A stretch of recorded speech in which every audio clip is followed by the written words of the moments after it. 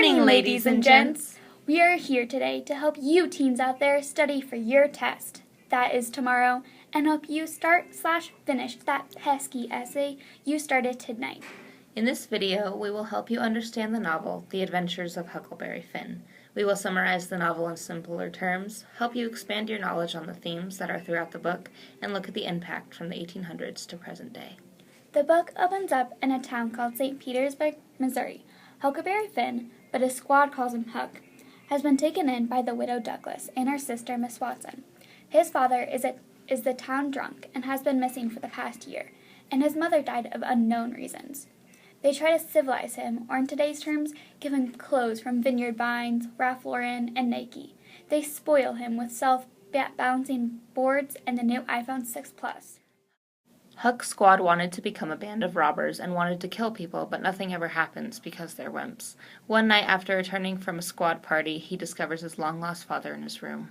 He threatened Huck and demanded Huck give him all the money he obtained in The Adventures of Tom Sawyer, while saying he can't stay in school.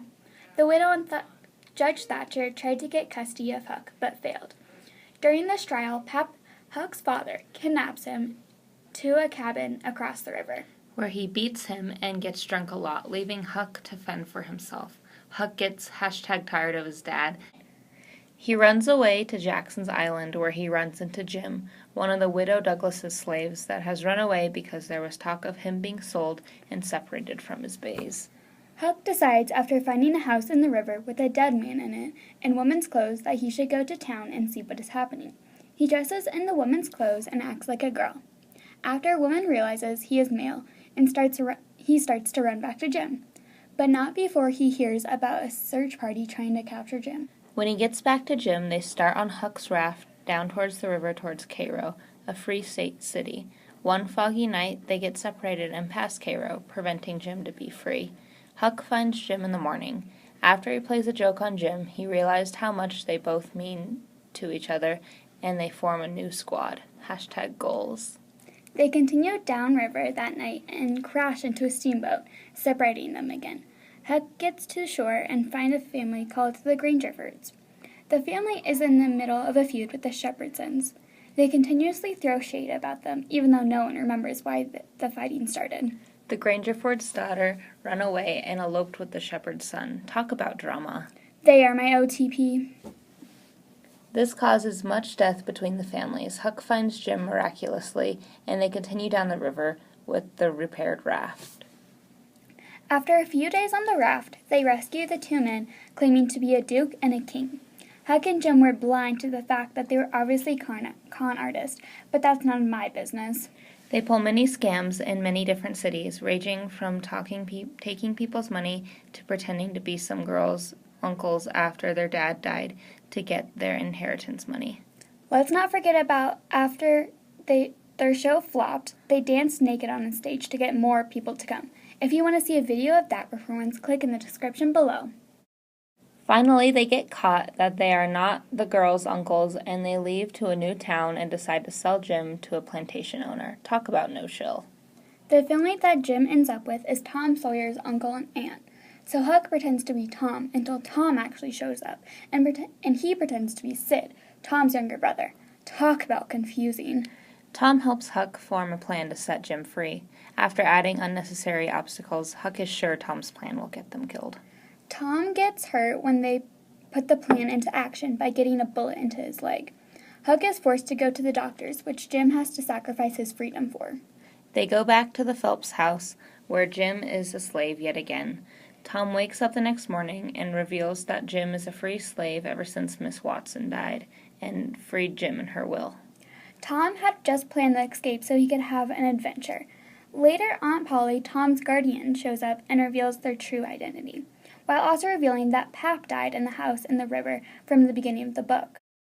Aunt Sally offers to adopt Huck and civilize him, but Huck refuses because YOLO, and he decides to peace out and continue west. Well, that sounds like a great ending. Now on to themes. One theme was racism and slavery. Although Huckleberry Finn was written 2 decades after the end of the Civil War, America, especially the South, was struggling with racism and segregation. In the time of the book was written, Reconstruction, or the plan to put the United States back together after the war was in a rough spot. As Twain worked through the novel, he makes Huck come to love and care for Jim. Huck realizes that he likes Jim when he gives him the chance to get to know him. Huck realizes how good of a person Jim is. Eventually, he comes to terms that he would rather defy society than let his friend go back into slavery. A second example that relates back to the first example is education. Throughout the book, the topic of education is brought up. As the book progresses, we see Huck grow and mature both mentally and physically through the experiences he is put through. An example of this would be how Huck grows to care for Jim. These themes can cause many reactions. And what are those reactions, Izzy? Well, now that you mention it, the reactions to Huck Finn from the time it came out to present day has varied in many ways. Experiences are similar in the sense that both then and now people disagree with the content of the book and try to have it banned. A month after its publication, a Concord, Massachusetts library banned the book, calling the subject matter tardy and its negative voice coarse and ignorant. From being called vulgar in the 19th century to being called racist in the 20th, our view of this novel has changed. This book has been banned, censored, and challenged mainly because of the language. This book is one of the most banned books in America, yet so many authors and historians credit it to be the founding of American literature. To this day, a large portion of America believes we should not read it because it's too controversial and sets a bad example for teens. I don't see it. See what? Why it's so bad for teenagers. Yeah, me too.